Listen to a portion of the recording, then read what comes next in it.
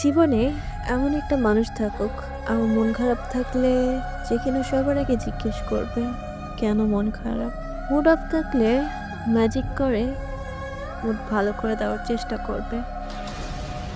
Over thinking করলে যে কিনা বলবে চিন্তা করিস না, সব ঠিক হয়ে যাবে, আমি আছি তো।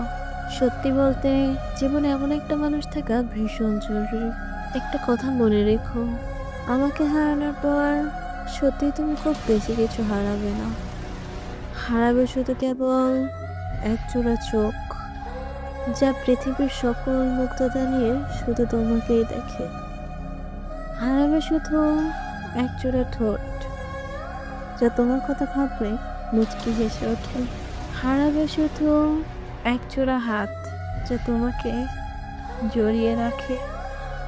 জীবনে এমন কিছু মানুষ থাকা খুবই প্রয়োজন, যে প্রত্যেকটা সময় পাশে থাকে, মেন্টালি সাপোর্ট দেয়। মানুষ প্রতিনিয়ত হারায়, কিন্তু যে থেকে যায় সেই প্রকৃত, সেই আপনজন। একটা সময় তোমার যখন মনে হবে তোমার পাশে কেউ নাই, তখন যদি ওই একটা মানুষ তোমাকে পিক আউট করে, তাহলে ভাববা ওই মানুষটাকে ধরে রাখা প্রয়োজন। ওই মানুষটার গুরুত্ব সবার উপরে, সবচেয়ে আগে প্রায়োরিটি সেই মানুষটাই পাবে, কারণ ও তোমার খারাপ সময় পাশে ছিল। ভালোবাসার জন্য খুব বেশি কিছু প্রয়োজন হয় না।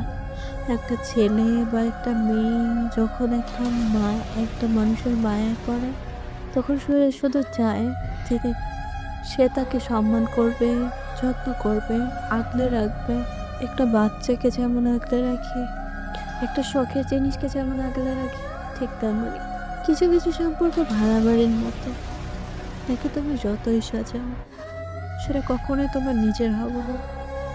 আবার কিছু কিছু সম্পর্ক আছে তিমি মাছের মতো, একটা জীবন সুখে হারিয়ে গেলে সারা জীবনে আর জীবন সঙ্গী খোঁজে না।